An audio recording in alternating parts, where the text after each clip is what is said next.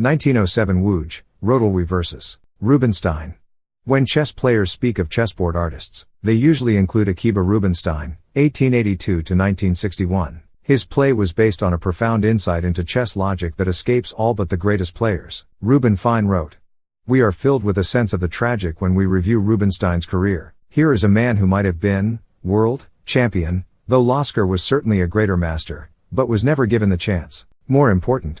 In so many of his games we are carried away by their classic perfection and feel impelled to say, better chess cannot be played by mortal man. And yet first prizes, later even third and fourth prizes, escaped him all too often. The tragedy of Rubinstein arose because he played too much beautiful chess and too little winning chess." George Rodolwy, 1889–1920, is somewhat unfairly best known for this loss to Rubinstein. A game dubbed Rubinstein's immortal game. Let's start the game. d4.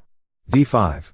Throughout the 19th century and into the early 20th century, Black's response to d4 was nearly always d5. Like d4, it plants a pawn in the center and prepares the development of two pieces. Knight f3. e6. By not playing c4, which threatened c takes d5, White allowed a larger number of possible réponses to Black. After knight f3, the moves bishop g4, c5, and knight c6 have been tried, all leading away from standard paths. e3. c5. Black continues with the plan initiated by e6. If White plays d takes c5, Black recaptures with the bishop. c4. Knight c6.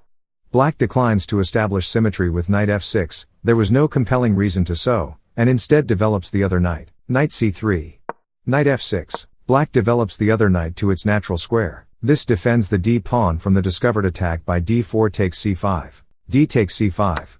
White loses patience and captures the c-pawn prematurely, as e takes planed in the previous notes. This allows Black to develop the kingside bishop with the gain of one tempo. Bishop takes c5. Black recaptures the pawn, while developing the bishop and preparing to castle. a3. a6.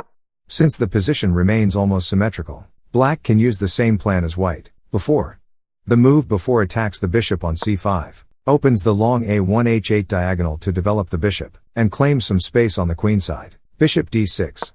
Bishop b2. White continues with the plan initiated by a3 and before. On the long diagonal, the bishop will make the Black king uncomfortable after castling. Short castle. Black completes development of the kingside by castling there. Queen d2. Queen e7. In contrast to White's struggle to find good moves, Black's moves follow a definite plan. Not only is the queen safe on e7, its development leaves d8 free for the development of a rook. Bishop d3. Finally realizing that Black is not going to capture on c4 until White loses a tempo in the recapture, White proceeds with the development of the bishop. D takes c4.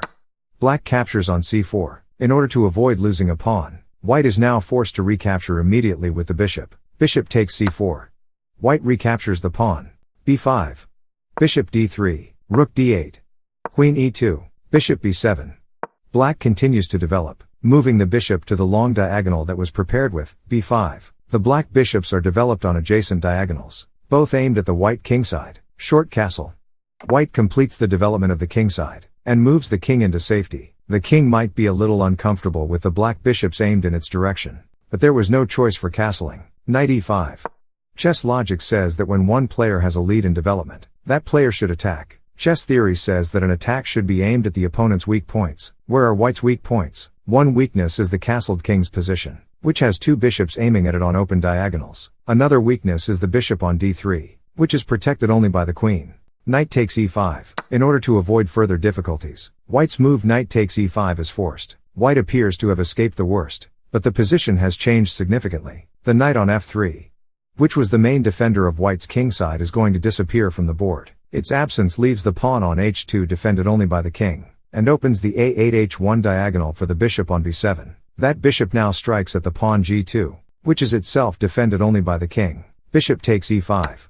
Black must recapture the knight immediately to avoid losing a piece. Black now threatens. Queen d6. With a double attack on d3 and h2. f4. White meets the threatened double attack by closing the b8-h2 diagonal. While addressing the immediate problem, it creates a new weakness on the a7-g1 diagonal, which had previously been unassailable because of the e3-f2 pawn chain. Bishop c7. e4. After closing the b8-h2 diagonal on the previous move, White now closes the a8-h1 diagonal. The f-pawn is thereby weakened slightly. but it is protected by the rook on f1 and unlikely to be attacked a second time. Rook a c8. e5.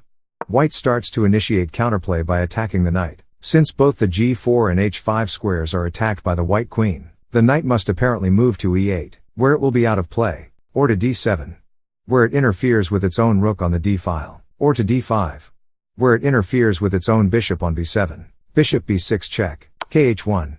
White has 4 legal moves to escape the check. The 3 moves that block the check on the diagonal would all lose material, leaving only 1 move to retain the material balance. Knight g4. Bishop e4. Queen h4. g3.